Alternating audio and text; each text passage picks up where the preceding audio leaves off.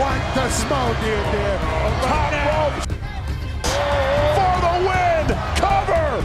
And Sheamus saving the matchup for his partner.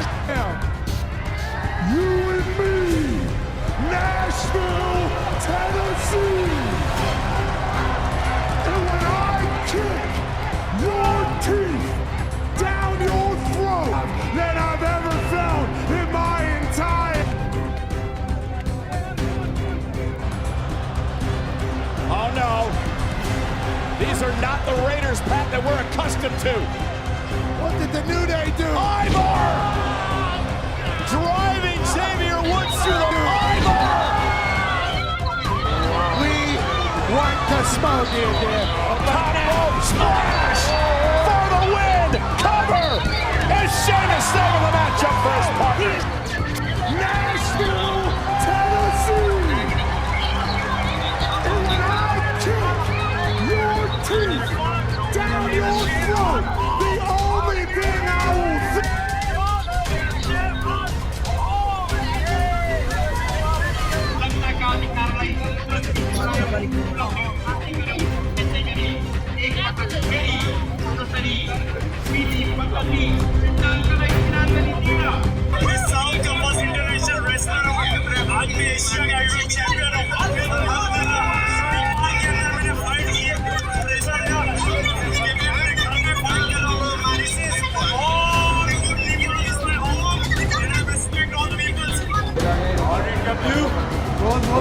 शेर खान साहब बहुत बहुत शेर खान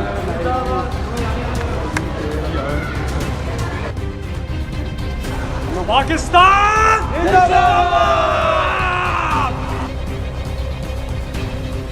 यारी का जो इलाका है वहाँ पे बहुत सारे एथलीट्स, बहुत सारे नौजवानों ने अपना नाम रोशन किया है, जिसमें शेर खान एक ऐसा नाम है जिसने लियारी में अपने आप को मनवाया, ना कि लियारी में पाकिस्तान में बल्कि इंटरनेशनल आज वो रेसलर बन के हैं कि वो यहाँ तक आने के लिए इनको कितनी मेहनत करनी पड़ी। आप लोग के चैनल ने और आपने मुझे अपने शो में अपने जो है कवरेज के लिए मुझे आज बुलाया। सर कोई भी हो, किसी भी फील्ड में होता है, स्पोर्ट्समैन होता है, अपने मुल्क का झंडा जो है वो पाकिस्तान के अलावा पूरी दुनिया में जाके बुलंद करता है, सब जिलाली परचम लहराता है। 5 साल मुझे इस रेसलिंग के अंदर हो गए और मैं 5 साल के अंदर जो है एक रेवोल्यूशन ईस्टर्न रेसलिंग REW का एशियन हेवीवेट चैम्पियनशिप जो कि मैंने पीपल्स स्क्वायर कराची में जीता था 23 मार्च को। उसके बाद इसे डिफ़ेंड करने में नेपाल गया, जो कि नेपाल में जब मैं वहाँ डिफ़ेंड किया तो उसको 2 टाइम जो है मैं इसको विन करके पाकिस्तान के अंदर लेकर आया, अपने जो है पाकिस्तान की जो कि एज़ाज़ लेकर आया मैं। और मैं फ़ख्र फ़ील करता हूँ कि मैं पाकिस्तानी रेसलर हूँ, पाकिस्तान का एज़ाज़ जीत के आया, पाकिस्तान में लेकर आया। और मेरे पाकिस्तान की पूरी ऑडियंस मेरे इंस्पायर खुश है और वो चाहती है कि हम भी शेर खान गवर्नमेंट पाकिस्तान में जैसे कि हम तो अप्रिशिएट ही करते हैं, जैसे कि हमारे साहब, इसके अलावा जो है वो बड़े अच्छे और भी नाम हैं। हमें ये गवर्नमेंट जो है वो अप्रिशिएट करती है, ये कर दे, हमारे लिए यही बहुत है। क्योंकि वो कामयाबी जैसे कि जनवरी के बाद जो अब तक कोई भी ऐसा टैलेंट नहीं था कि पाकिस्तान से बाहर आया स्पोर्ट्समैन या कोई मेडल लेकर आया।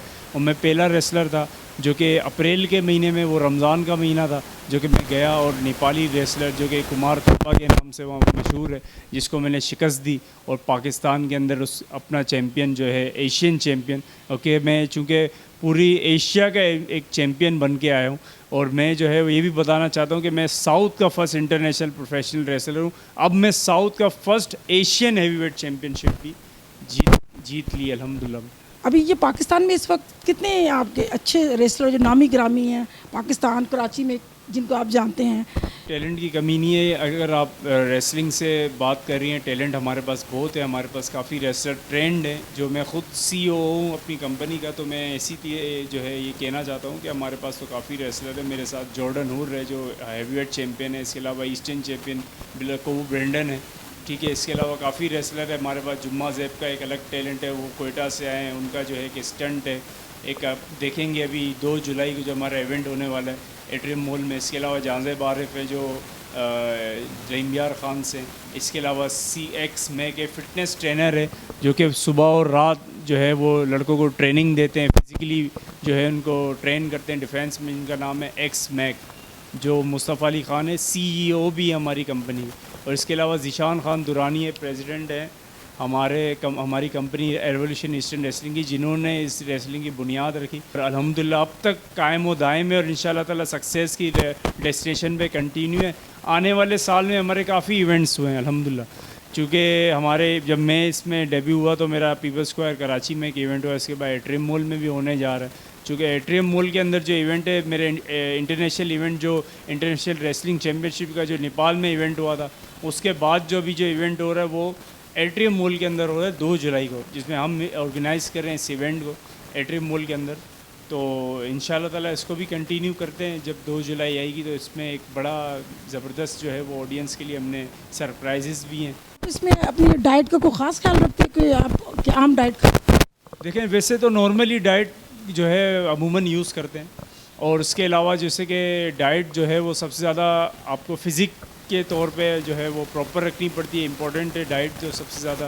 और इसके अलावा जिम की जो है वो डेली एक्सरसाइज है, मॉर्निंग और नाइट की है, तो इसमें भी काफ़ी टाइम ऐसा होता है कि कभी कभार इवनिंग की मॉर्निंग की निकल जाती है तो कभी नाइट की। तो प्रॉपर जब आपके इवेंट्स करीब होते हैं, जब आपकी फ़ाइट होती है, उससे पहले हर स्पोर्ट के अंदर ये रूटीन है कि उसकी ट्रेनिंग होती है, उसकी सब कुछ उसमें अपनी मेंटली फिज़िकली अपने आप को ट्रेन और प्रॉपर मेंटेन करना पड़ता है। प्रॉपर फोकस मैच के अंदर होना चाहिए आपके अपोनेंट को किसी भी तरह। और मेरा ये रसूल है कि मैं जब रिंग में उतरता हूँ तो मेरा फोकस यही होता है कि उसको शिकस्त देने का मेरा जो है पूरा एम होता है कि मैं पाकिस्तानी रेसलर होने के नाते मैं चाहता हूँ कि उसको शिकस्त दूँ और मुल्क का सब ज़िलाली परचम को बुलंद करूँ। स्टूडेंट भी हैं, पढ़ भी रहे हैं, तो आप हमें ये बताइए कि आप पढ़ाई के अलावा आप कितना टाइम इसमें देते हैं? देखिए, मेरी तो बेसिकली एक प्रोफेशनल रेसलिंग है जिसकी एक्सरसाइज जो है वो एक कहते हैं कि वो एक सीक्रेट एक्सरसाइजेज होती हैं, क्योंकि ये बड़ी टफ़ रेसलिंग है। रेसलिंग का जो गेम है वो सिर्फ रेसलिंग ही हम टीवी पे शो करते हैं। इसके अलावा काफ़ी इसकी टफ़ एक्सरसाइजेज हैं। इसके अलावा जिम की जो एक्सरसाइज है वो आपकी बॉडी को मेंटेन रखती है, जिसमें फिर आपकी बाद में डाइट्स के भी हैं, इसमें दलिया है, प्रोटीन है, पीनट बटर है, ये सारी चीज़ें इनको लेना पड़ता है, क्योंकि साइज़ आपका प्रॉपर रहेगा। जब आप फिज़िकली जब आप खेलेंगे तो उसमें ये होता है कि अपनी आपको जो है ना स्ट्रॉन्ग रखना पड़ता है, क्योंकि WWE के रेसलर हो गए तो वो जो है नॉर्मली एक रेसलर लोगों में नहीं ऐड हो शुमार होते, क्योंकि वो एक फ़िज़िकली जो है वो बहुत स्ट्रॉन्ग होते हैं। तो हम उनके साथ रहे हैं, हमें पता है कि अपने आप को फ़िज़िकली किस तरह स्ट्रॉन्ग बनाना है, तो मेंटली भी स्ट्रॉन्ग बनाना है, कि physically in the ring strong बनाना है अपना, मेंटली जो है वो बैक स्टेज में अपने आप को, क्योंकि ऐसे नहीं कि आप जैसे बैक स्टेज में से कहीं बाहर हैं तो वहाँ लड़ पड़े और ये वो नहीं। बैक स्टेज में अपने आप को थोड़ा बहुत जो है वो सेल्फ डिफेंस एक अलग चीज़ होती है, लेकिन कोशिश ये करनी होती है कि you are a superstar, you are a wrestler, आप मोटिवेट और अप्रिशिएट लें और अप्रिशिएट मोटिवेट करें, then you will become a perfect wrestler in your future in your life. तो आप सिंध गवर्नमेंट से क्या कहेंगे कि जिन्होंने लियारी को आजकल इग्नोर कर दिया हुआ है, तो वो आजकल के बच्चे जो वहाँ बहुत टैलेंटेड हैं लेकिन वहाँ पे कोई हाल नहीं है, कोई देखने वाला नहीं, कोई बड़ा नहीं है जो इन बच्चों को इनके सर पे हाथ रखे और उनकी मदद करे। आप सिंध गवर्नमेंट से क्या कहेंगे कि चले आप कह रहे हैं कि मेरी तो कोई बात नहीं, लेकिन आने वाले बच्चों के लिए आप क्या कहते हैं कि गवर्नमेंट को क्या करना चाहिए हमारे लिए?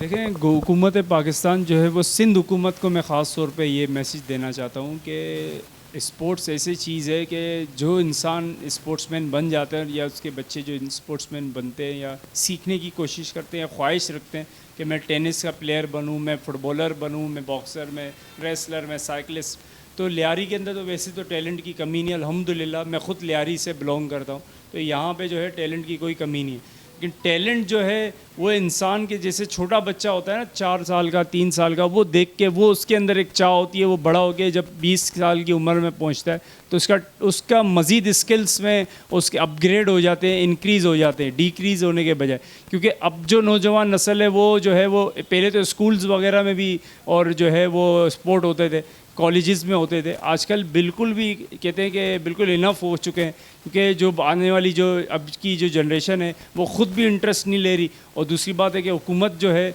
वो उनको चाहिए कि ऐसे नौजवानों के लिए ग्राउंड्स जो हैं वो उनको सरसाब करें, ताकि बच्चे जो हैं वहाँ पे उस ग्राउंड में एक बास्केटबॉल कोर्ट बनाएं या वहाँ पे जो है वो फुटबॉल ग्राउंड बनाएं। हुकूमत सिंध को चाहिए कि वहाँ पे जो है वो इस तरह की एक्टिविटीज़ को हायर किए ताकि ये जो नौजवान नस्ल है ये अपनी स्किल्स को, अपने टैलेंट को वहाँ रिप्रेजेंट करे। सबसे बड़ी खुशी उसके वालिदैन को होती है कि वो एक अच्छा बेहतर स्पोर्ट्समैन बन गया, कराटे है, मार्शल आर्ट्स है, जो वो बनना चाहे।